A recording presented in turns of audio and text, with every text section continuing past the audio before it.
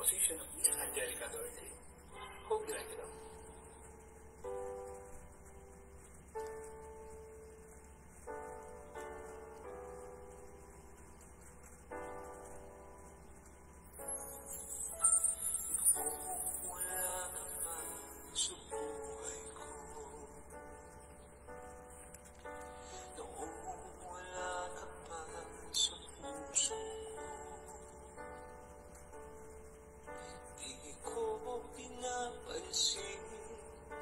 Pag-ibig mo sa'kin, pag-ibig at biyaya mo'y di ko inangkin. Buhay sa kasalanan ang puso ko,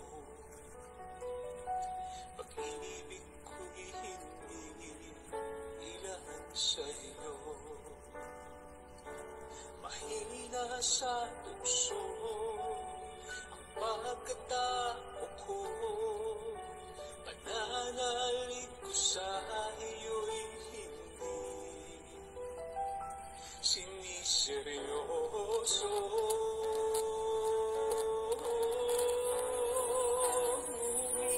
Ngayon'y nagbago na ang pagkatao ko, mula nang makilala ka, Jesus.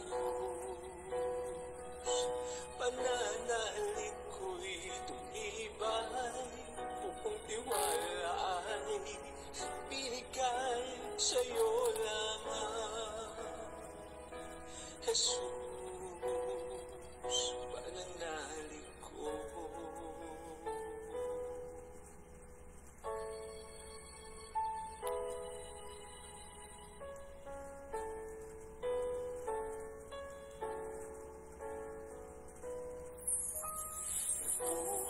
Sa kasalanan ang puso ko,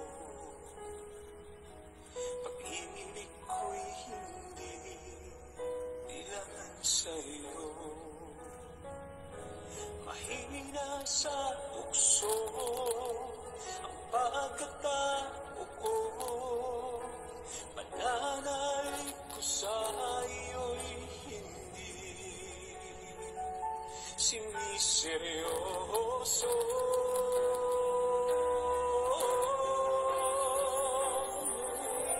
Ngayon'y nagbago na ang pagkatao ko, mula nang makilala ka, Jesus. Pananalig ko'y tumibay, buong tiwala ay binigay sa'yo lamang, Jesus. Pananalig ko.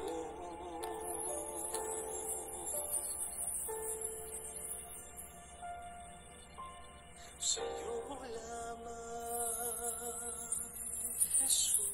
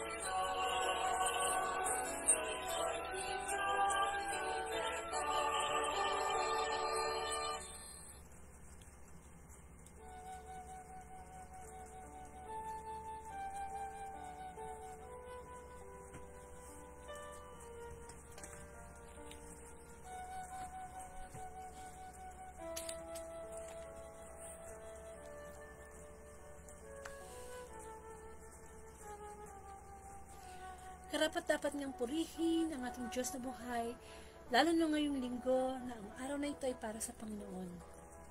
Muli sama-sama tayong magnilay, makinig ng mabuting balita sa ngalan ng Ama at ng Anak ng Espiritu Santo. Amen.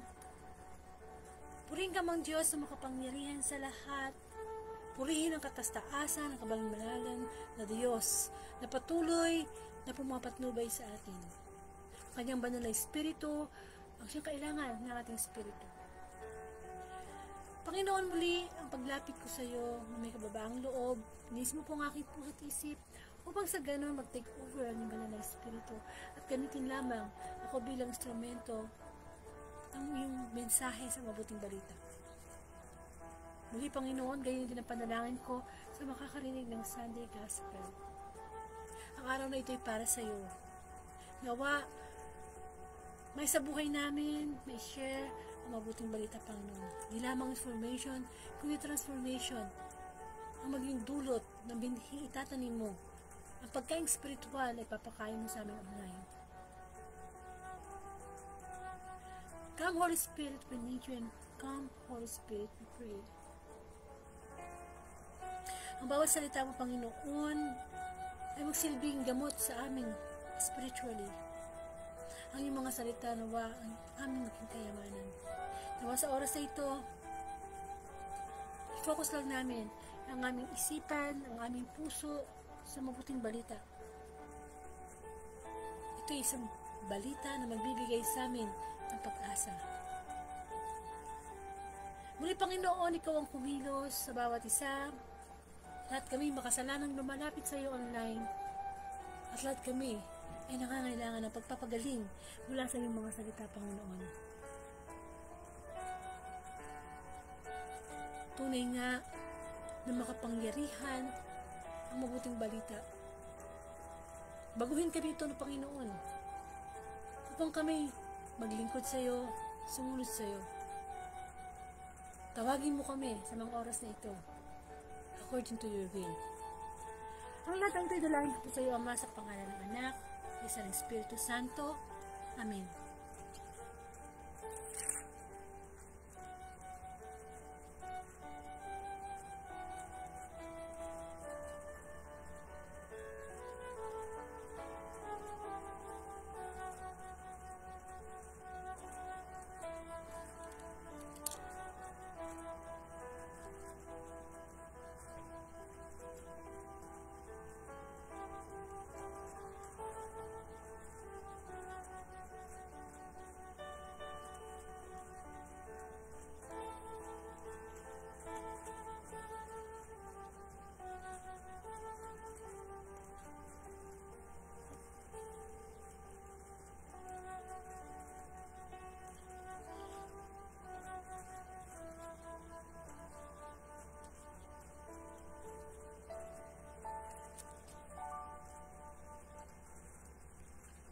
Bigyan po natin ng parangal ang mabuting balita.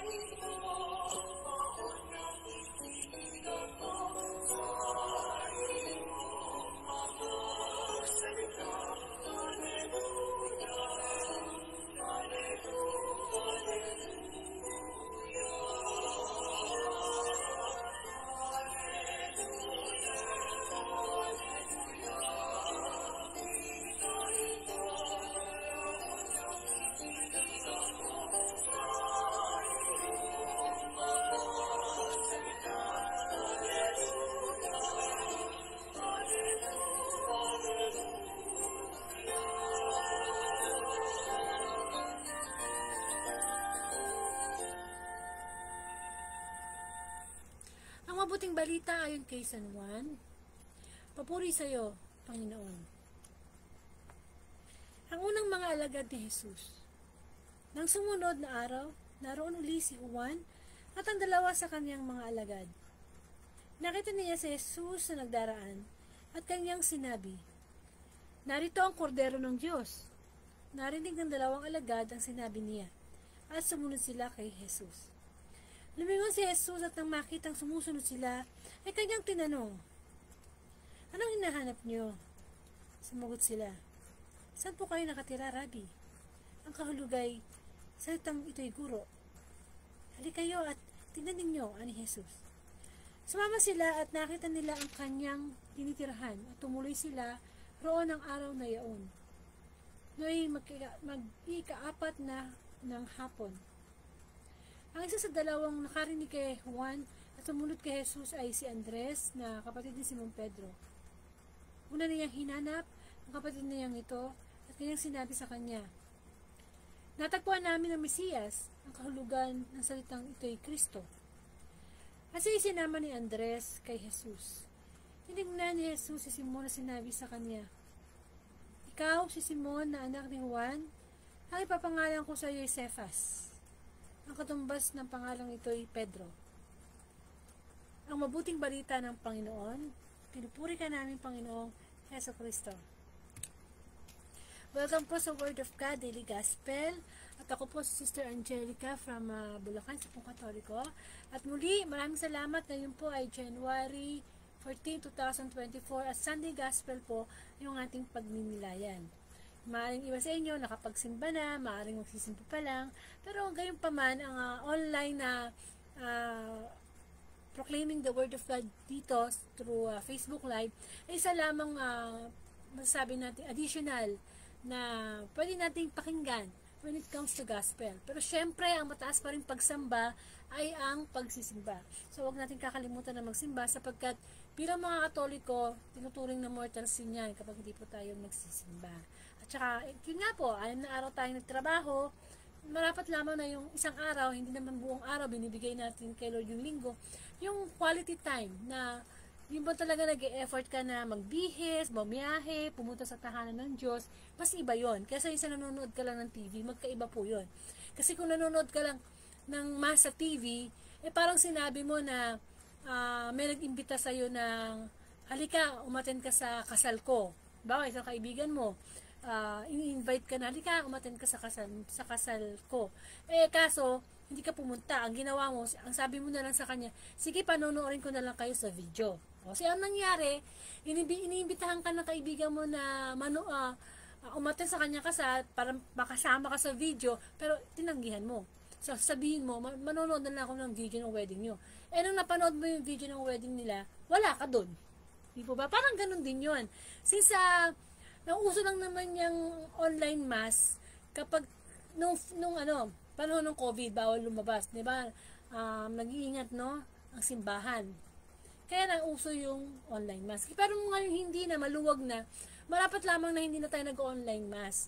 Ang mga nag-online mass na lang ngayon, yung mga paralitiko, yung hindi makakilos, hindi makalakad, may sakit, bedridden, yan. So, kailangan pumunta po tayo ng simbahan. Dinadalaw natin ang Panginoon. Kung dinadalaw natin, yung mga kaibigan natin, mahal natin sa buhay, na malayo, mas karapat dapat na dalawin natin ang ating Diyos sa kanyang tahanan. Though God is everywhere, iba na rin yung talagang nagpupunta tayo sa bahay pagsamba.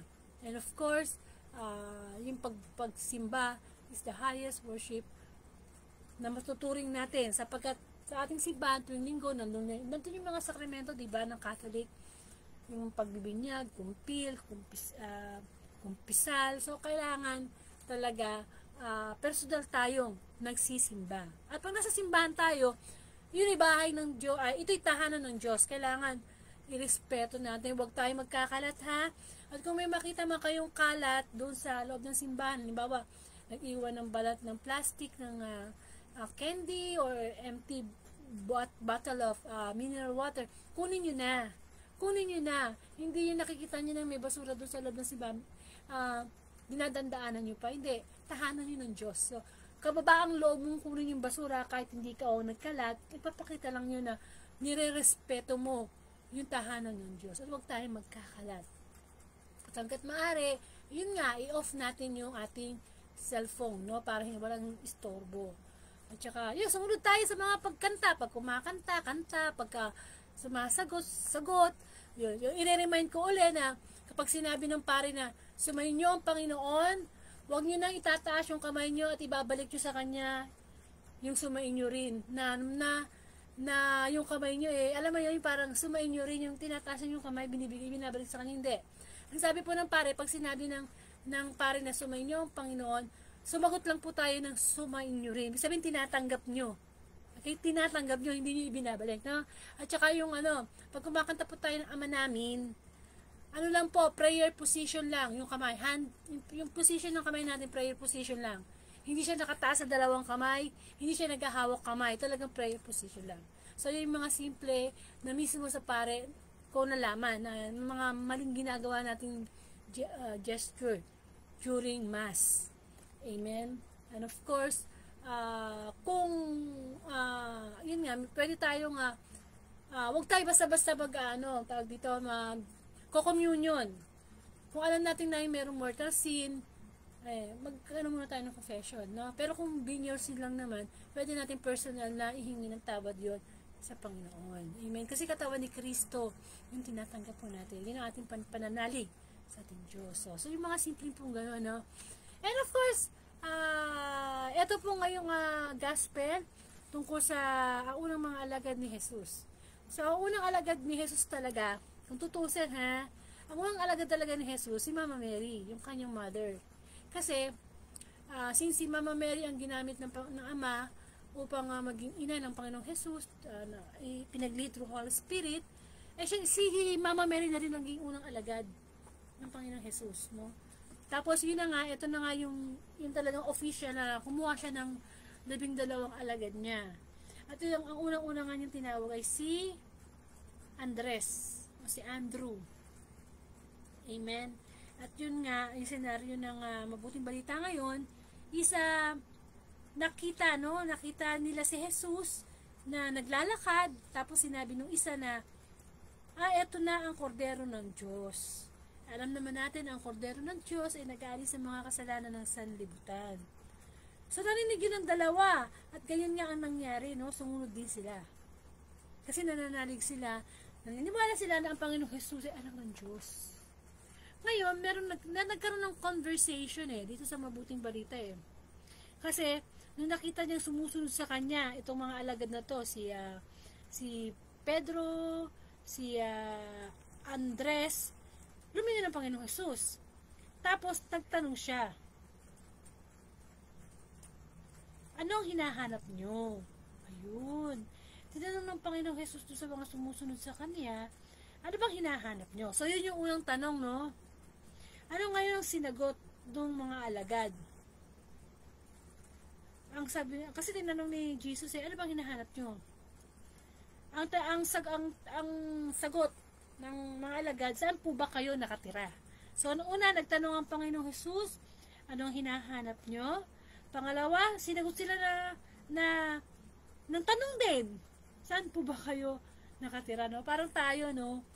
Pag nagtanong ko sa isang tao, isasagot sa'yo tanong din. So, yun na. So, yun naman na tapos sinagot ngayon ng Panginoong Jesus yung salitang, yung tanong na, saan po kayo nakatira? At ang sabi ng Panginoon, hali kayo at tingnan nyo. Yan ang sabi ng Panginoon. Yun ang sagot, no? So, doon sa tatlong tanong, doon tayo magnilay, no? Doon sa conversation ng alagad tsaka ng Panginoong Jesus. Una sa lahat, nakita natin na talagang sumunod si Andres at si Pedro sa Panginoong Jesus, no? And of course, yung tanong ng Panginoong Jesus na ano ang hinahanap nyo doon sa mga alagad na yon, ay tinatanong din sa atin ng Panginoon. Ano bang hinahanap natin ngayon sa ating buhay? Amen? Lahat tayo may hinahanap Ano yung pangarap natin? Ano yung gusto natin? Ano ba talagang hanap natin sa buhay natin? Para masabi natin na, Lord, kontento na ako sa buhay ko. Lord, hinahanap ko na ganito, magkaroon ako ng ganitong negosyo, ng ganitong trabaho, ng ganitong gadgets, ng ganito, di ba? Ang tao hanggat nabubuhay, pag walang contentment, maraming hinahanap. Maraming hinahanap. Na kung minsan meron ka ng ganito, gusto mo pa more and more. Parang non-stop.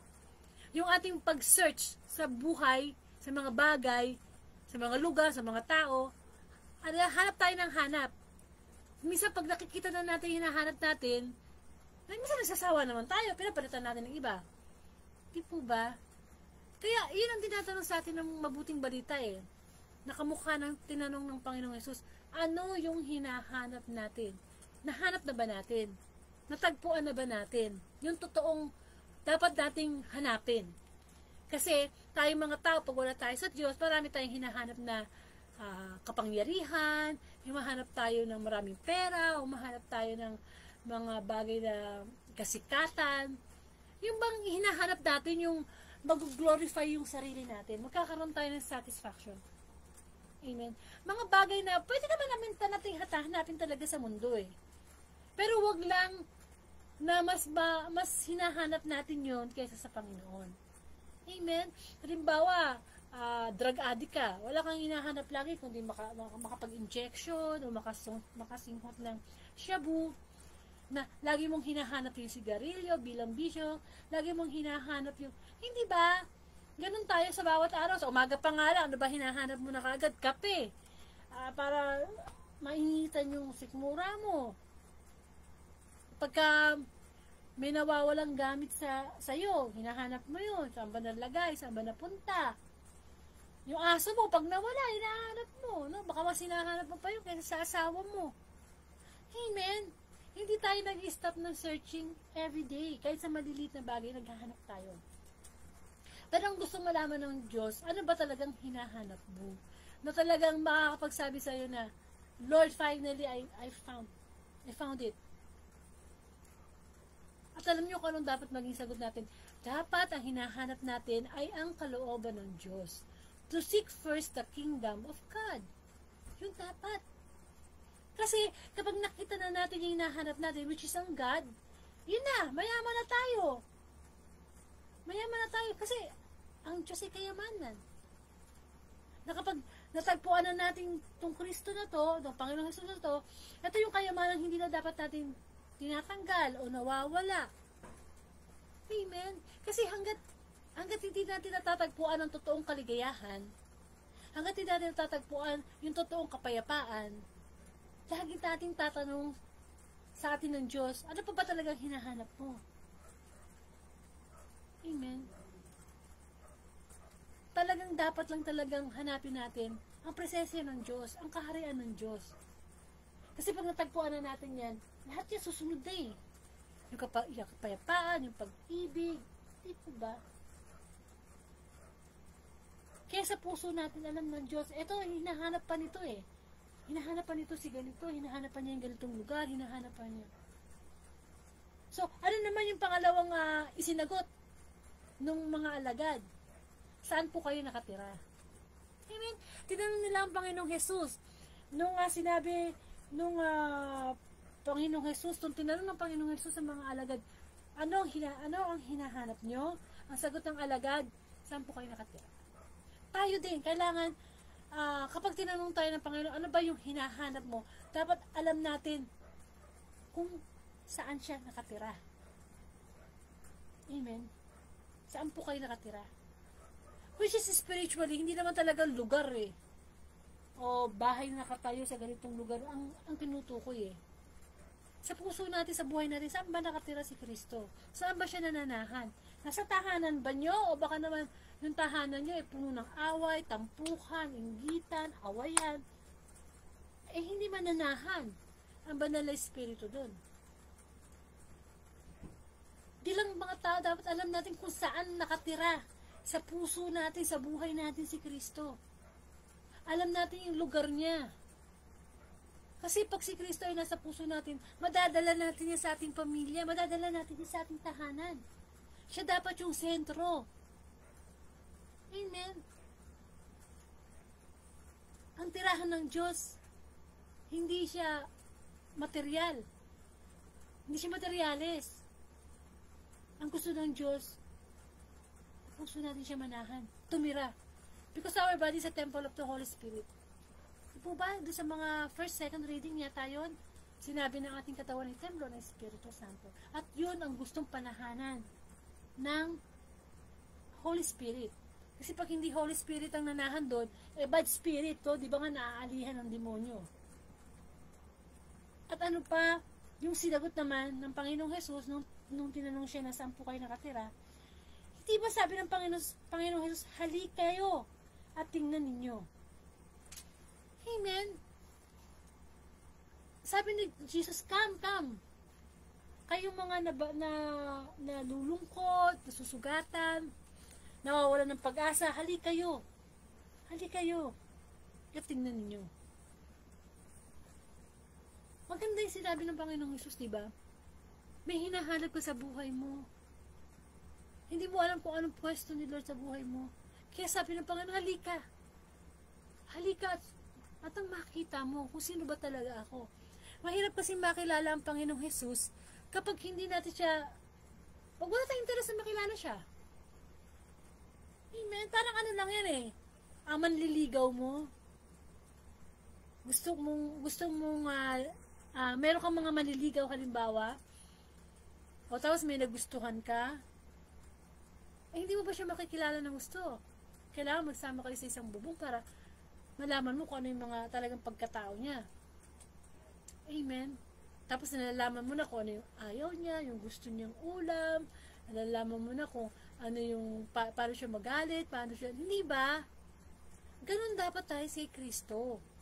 Ini-invite niya tayo na halika, tingnan mo. Hindi kasi natin talaga makikita ang totoong pagka-Diyos ng Panginoon kung hindi tayo tumutugon sa kanyang tawag. Amen. Kasi ang buhay kasama ang Diyos ay isang buhay na ganap at kasiya-siya. Kaya kinakailangan lamang na, di ba, hindi tayo pinagtatabuyan ng Diyos. Kahit makasalanan tayo at lumapit tayo sa Kanya, hindi naman tayo pinagtatabuyan eh. Laki niya sinasabi, come here. Amen. Kaya, sa buhay natin at this moment, i-apply natin yung conversation ng Panginoong Jesus at ng mga alagad. Amen. At muli, ano yun? Itanong ng Panginoong Jesus, di ba? Nagtanong ang Panginoong Jesus, anong hinahanap nyo? Sagutin natin yan. O so, yan ang hinahanap mo. Kumilos ka, magtrabaho ka, para maabot mo yung pangarap mo. Hindi pwede tayo hanap na hanap, tapos nakahiga lang tayo. Kailangan kumikilos tayo. At syempre, sa pagkilos natin, dapat kasama natin ang Panginoon para may nag-guide tayo, may nag-guide sa atin. Kasi mahirap hanapin ang isang bagay, ang isang tao, ang isang pangyayari, kung tayo lang mag-isa. Maliligaw tayo. Para tayong tupang walang nagpapastol. Kasi ang tupa, nalalaman niya yung tamang direksyon kasi naririnig niya yung boses na magpapastol. Nagdedepende siya sa boses. Kung hindi na niya marinig yung boses na magpapastol, mahuhulog siya sa bangin. Kasi wala nang guide eh. Kasi malabo ang pagpaningin ng isang tupa eh. Ganon din tayo. Kung gusto nating makita ang totoong kaligayahan, totoong kayamanan dito sa mundo, hanapin natin ang Panginoon. Magpag-guide tayo sa kanyang mga salita. Kasi hindi niya tayo ililigaw. Nasubukan mo na bang maghanap ng isang lugar, tapos hindi mo matagpuan? Bakit? Kasi hindi ka nagtatanong. Kasi hindi mo hinahanap ng gusto. Pero kapag isang bagay, isang tao gusto mo, hinahanap mo, gagawin mo ang lahat para makuha mo yun. Amen. At pag nakuha mo na yung pangarap mo, dapat pangalagaan na natin, di ba? Huwag na nating pababayaan. Kasi pinaghirapan nating hanapin yun eh. Lalo na pag si Kristo na ang nahanap natin at tinanggap natin sa ating buhay. Hindi natin dapat ito pakawalan. Amen? At pangalawa, yun nga, at muli, saan po tayo nakatira? Araw-araw tinitingnan ni Lord, ano bang pwesto ko sa araw mo ngayon? Etong January 14, 2024, ano ba ang naging pwesto ko? Saan ba ako nakatira ngayon dyan? Baka naman nagkakasayahan kayo dyan, inom-inom lang, pero nasaan ako? Nandito lang ako, hindi ako pinapansin. Na sa isang pamilya, magkakasama nga sa lubay, pero hindi naman kayo nagpapansinan, puro gadgets. May bahay nga kayo, pero bahay lang, hindi mo matawag na tahanan. Amen. And of course, yung huling conversation is, halika kayo at tingnan nyo. Tingnan ninyo. Tayo, sinasabi ng may kasabihan na to cease to believe. Pero ano sabi ni Lord? Tingnan nyo. Naniniwala ka ba kahit hindi mo nakita? Mapalad ka. Kaya sinabi ni Lord na, tingnan nyo. Halika kayo, tingnan nyo. Kasi marami pa tayong hindi nakikita na nakikita ng mga taong sumurrender na talaga sa Diyos. Ang nakikita lang natin ngayon, blessing ni Lord, maaring nakapagtapos ka ng pag-aaral, maaring may negosyo ka, maaring maraming ang bagay na nabili sa... Yun lang yung nakikita natin. Sa mata natin, physically. Pero beyond that, spiritually, merong gusto talaga eh. Ipakita sa atin ang Diyos na hindi nakikita ng iba. At nakikita lang natin kasi meron na tayong koneksyon sa Diyos. At maraming wonders ang pakikipag-ugnayan sa Panginoon. Magugulat ka na lang na, Lord, ito ka pala. Hindi kita nakikita noon, pero ganito ka pala. Hanggang sa darating ka na sa panahon na wala ka na magamit na tamang salita para i-describe yung nakita mo sa Panginoon. Amen. Kaya nawa, itong mabuting balita, makapag-realize sa atin na ano bang value ni Kristo sa atin, ng Diyos sa atin. Amen. Nahanap na ba natin siya? Alam na ba natin kung saan siya pwesto sa buhay natin? At tayo ba'y lagi nakikinig sa kanya, sa kanyang tawag? Sa mga ganitong gawain. Yung pag-Facebook Live, kapag nakakapag-tanggap kayo ng mga link, ibig sabihin nun, hindi ba? Tinatawag tayo ng Diyos. Halika, halika. Hindi tayo pagtataboyan kahit kailan, kahit tayo makasalanan, mahal tayo ng Panginoon eh. Ang marapat lamang is, pakinggan natin yung kanyang tinig, pakinggan natin ang kanyang mga salita. Kasi, yun ang unang pagtawag sa atin eh. Minsan, first time mo lang makarinig ng mga ganitong gawain, online, ito tinatawag tayo ng Panginoon. Kapag nakakatanggap tayo ng mga invitation sa messenger natin na inviting na manood ng Facebook Live, pagtawag yun ng Panginoon. Amen? Meron pang mga pagtawag sa pagsubok. Kailan ka nagkasakit, namatay yung ganito mo, namatay yung mahal mo sa buhay, di ba nagpapanik loob tayo sa Panginoon? Actually, lahat tayo, everyday, tinatawagan ng Diyos. Tinatawagan ng Diyos upang magkaroon ng conversation na ano bang hinahanap mo? Anong gusto mo? O, di ba? Kahit alam ng Diyos na kung ano na yung gusto natin, tinatanong pa rin, ano ba yung desire ng puso mo? Pag-usapan natin. Amen. Although, alam na ng Diyos yung beginning natin tsaka end natin. Pero merong part eh. Merong part sa pagka-Diyos, ng isang Diyos na, sige, ano bang gusto mo? Pag-usapan natin. Diba? Hindi naman ganun kasungit ang Diyos eh. Hindi naman para baka akala niya sobrang masungit ang Panginoon. Hindi. Nakikinig siya. Kapag yung puso na natin yung nangungusap, maawain ang Panginoon. Amen. Dapat lang yung mga bagay na hinihingi natin sa Kanya is yung according to His will. Para matagpuan natin. At para malaman natin na, Lord, gusto kitang tumira sa aking buhay. Gusto ko ikaw ang maging punong bahay, may bahay. O ikaw yung driver ng aking buhay. Gusto kong manahan ka, gusto ko kita laging ma-feel yung presence ng Holy Spirit.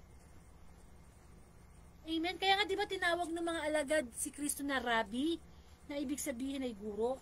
Kasi talaga namang magaling magturo eh. Magaling magturo ang Panginoong Hesus, talagang may karunungan. Amen. Kaya dapat lagi lang tayong lumapit. Pinapalapit tayo. Di mas lalong magagalak ang Diyos pag kusa tayong lumalapit sa Panginoon. Amen. Ang Diyos ay makikita natin, we can see the presence of God kapag yung side ng pagiging makasalan natin, isinasara natin sa tulong ng Diyos. We will never see God kung hindi tayo nagbabalik loob sa Kanya. Pero once na nandun ka sa Panginoon, lagi mo siyang nakikita, lagi mo siyang nararamdaman, at marami siyang i-reveal sa'yo na hindi niya nire-reveal sa mga hindi nakikipagrelasyon sa Kanya.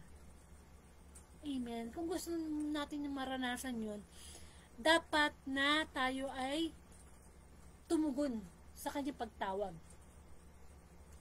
At magpasalamat tayo sa Panginoon. Hindi tayo karapat-dapat tawagin, hindi tayo karapat-dapat maging pare, preacher, pero diba, ginagawa niya yun, na maging karapat-dapat tayo sa kadahilan ng mahal tayo ng Panginoon. Na ibinigay ni Kristo ang kanyang buhay upang sa ganun, kung anong meron siya, ay magkaroon din tayo. Kung meron siyang kaharian, langit, ino-offer niya din yun sa atin. Hindi madamot si Kristo. Talagang ibinibigay niya kung anong meron siya. Kasi naiintindihan naman niya tayo, kaya nga siya nagkatawang tao eh.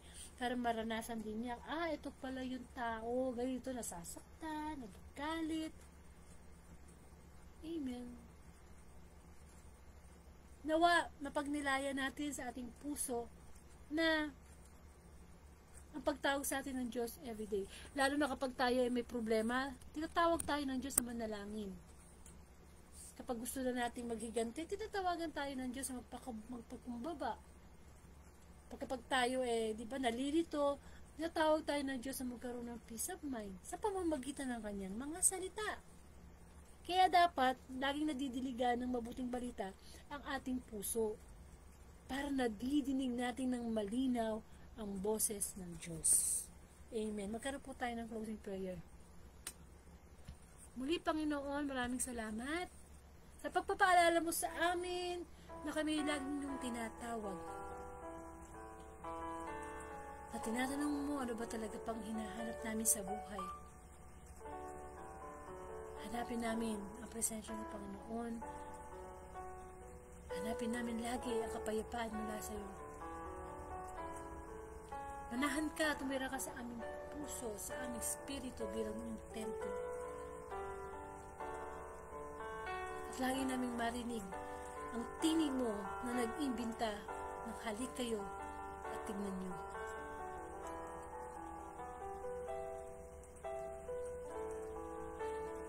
Ang Diyos ay Diyos ng pag-ibig.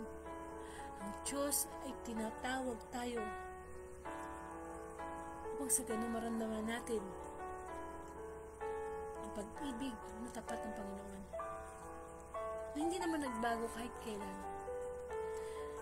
Lord, tulungan mo po kami na tumugon sa iyong tawag.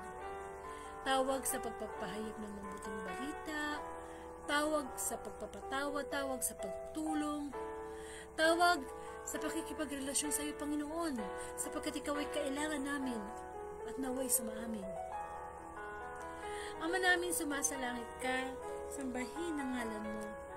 Mapasa amin ang kaharian mo, sundin ang loob mo dito sa lupa para nasa langit. Bigyan mo kami ng aming kakanin sa araw-araw. Tawain mo kami sa iyong mga sala. Sa ngalan ng Ama at ng Anak at Espiritu Santo. Amen.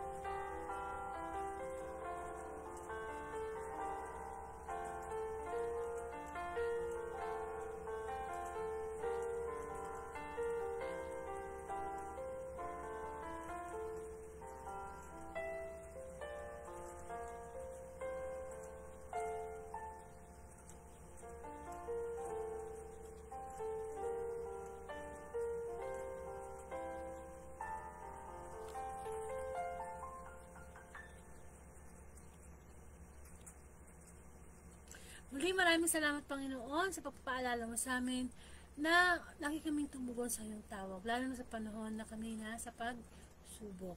So muli, kung hindi nyo naumpisahan tong gospel na ito, punta po kayo sa aking Facebook account or YouTube account, type nyo lang po yung Angelica Dorde.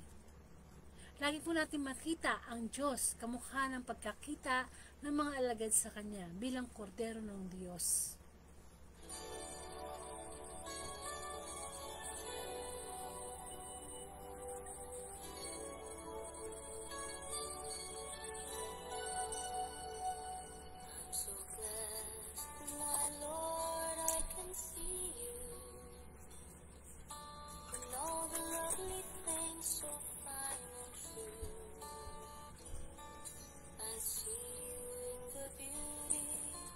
Flowers and the rain, I see you between the lines of a sweet refrain. So blessed, my Lord, I can see you. Even when I'm lonely and in pain, I see you in the beauty of the stars at night. I see you in my life, I feel alright.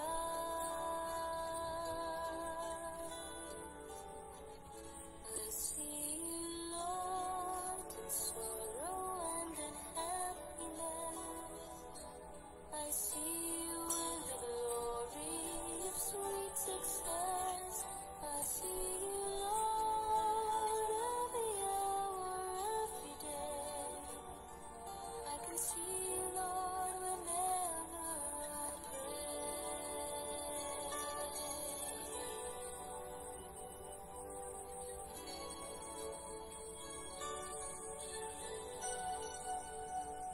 I'm so blessed, my Lord, I can see you.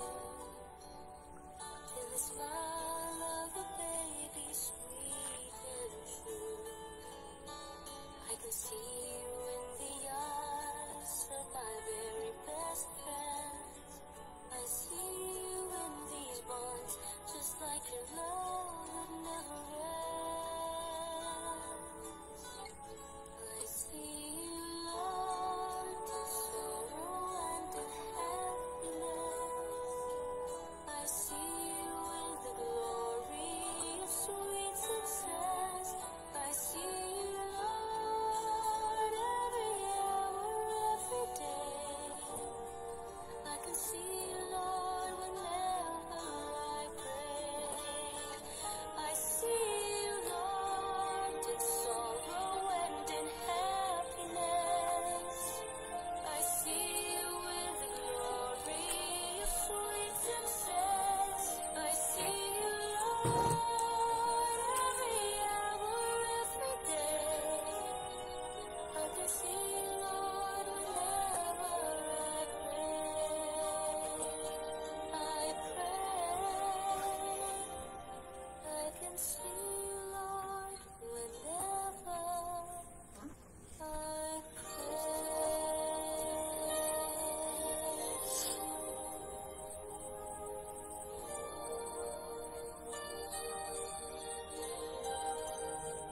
I see you, Lord. Maraming pong salamat and to God be the glory.